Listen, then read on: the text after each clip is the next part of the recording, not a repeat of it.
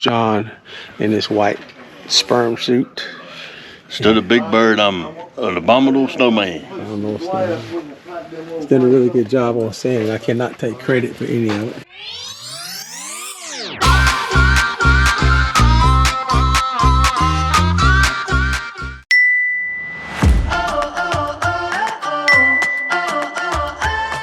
Hi, I'm Tony.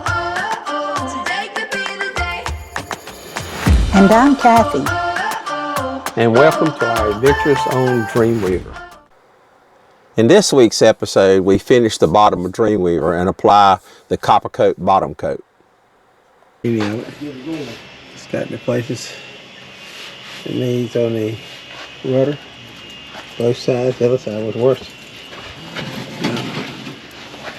So we'll be fixing all of that.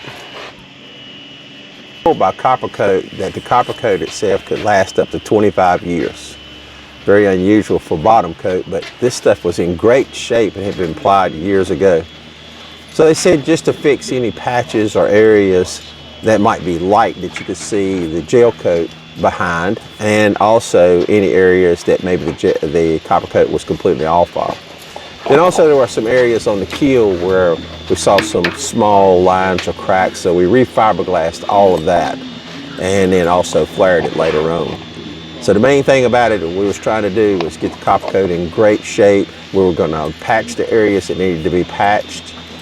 They said it was no use to do the whole thing, that it would be okay, and that's what we're completing in this episode. And if you have Coppercoat on the bottom of your boat or had experience with Coppercoat, leave us some comments down below. Let us know your experience, and if you've ever redone it or had any time that you needed to repatch anything, let us know what you experienced.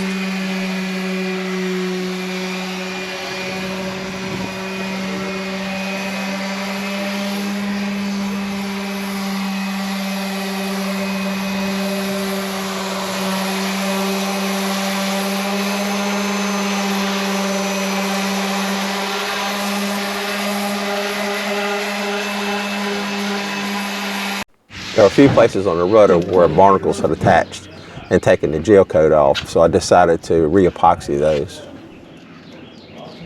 Yeah, here's Tony. He's putting some resin on the little barnacle hole that's in the keel. Rudder. In the rudder, excuse me. Blame nautical terms.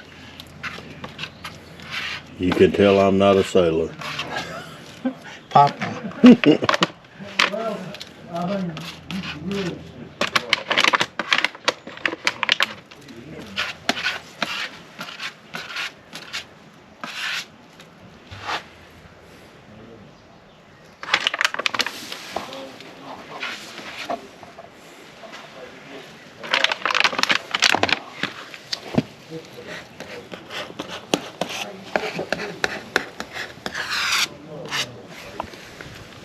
Any more?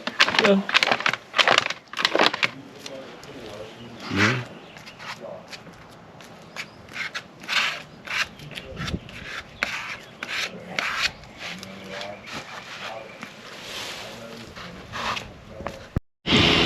So today we're mixing up some Coppercoat. First thing we want to do is take this and stir it up real well. Make sure to stir each ingredient really well, get it mixed up really well before you start mixing them together. Otherwise it will not turn out correct. Make some small portions today to make sure I get this right. I don't want to mix up too much. Copper comes in a bag, and then the epoxy in the hardener in a separate container.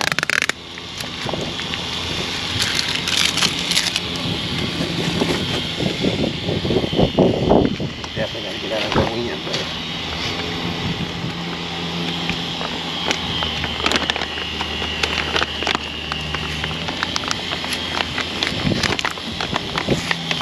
The ratio on this stuff is 1 part of the epoxy,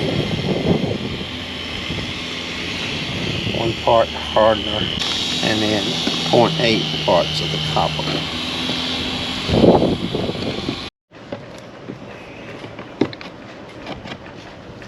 It's best to mix small batches starting off, as stuff goes a long way. So the best thing to do is start off mixing just a small batch. You start off with your epoxy, let it level out, make sure you get a good reading on exactly how much you put in there before you start putting your hardener and your copper in.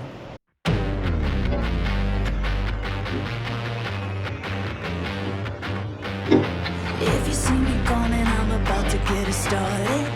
Get it started. I'ma show you something that you never knew you wanted. Yeah, you want it. Claws out, unleashed, I'm a beast. Got the whole crowd. Party, make a scene. Gonna get loud. Real proud, show my teeth. Make sure to stir it up thoroughly, especially when you apply the copper itself. The copper will just sit on top. If you're not careful, you really won't know exactly how much you have in there. So as you mix a small measurement, I use little measuring spoons to put the copper in.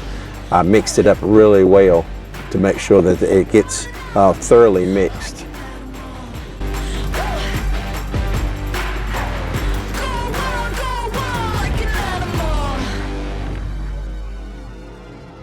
I'm a machine working every day the hardest.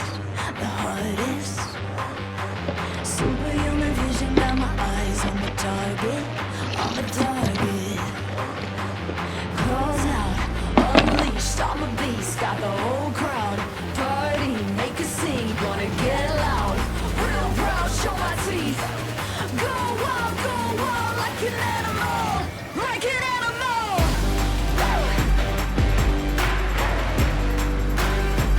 Like an animal. Go wild like an animal. Okay, it's time to apply the copper coat.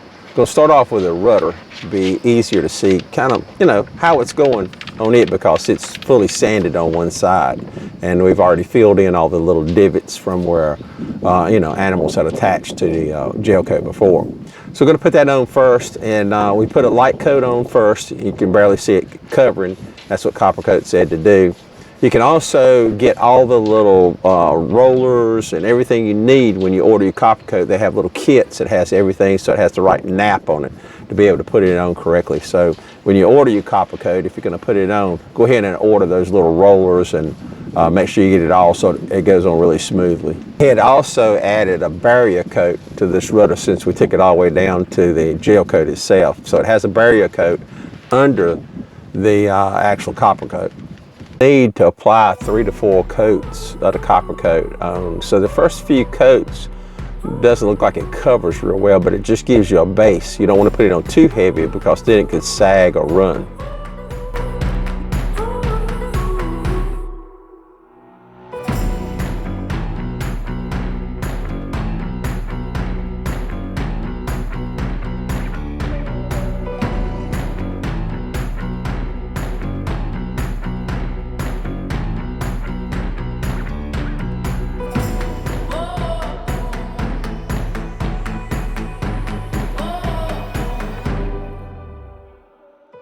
Coat number 2.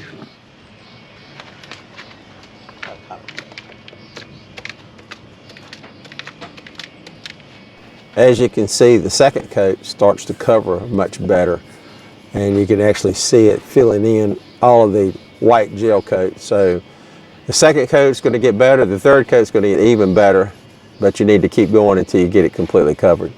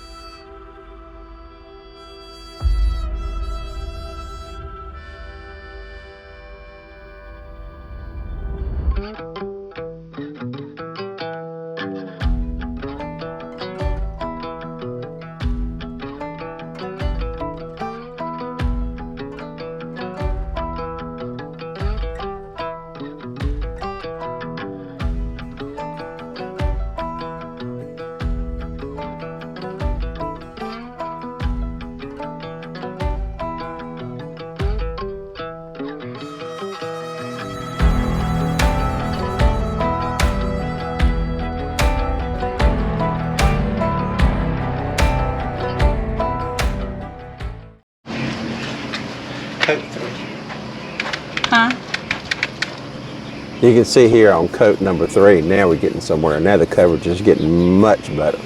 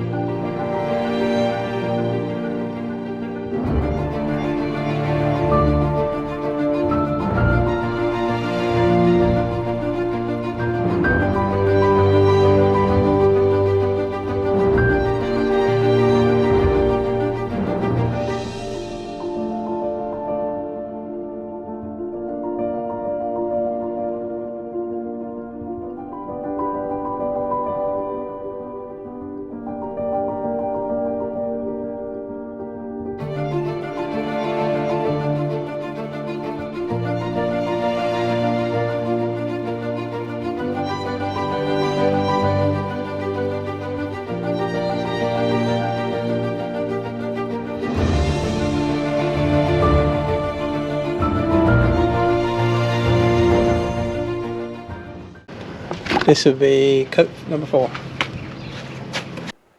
And as you can see on this 4th coat, the coverage is really good. Now it's getting completely covered.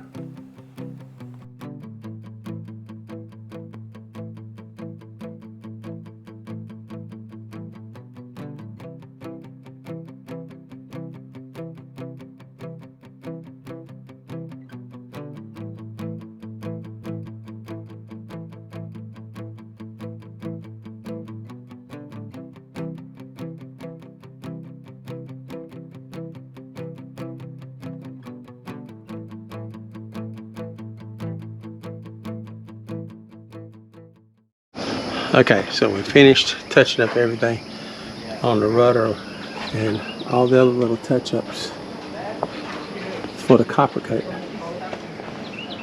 So I think we have everything touched up now. We'll be able to sand it before we launch. Activate it.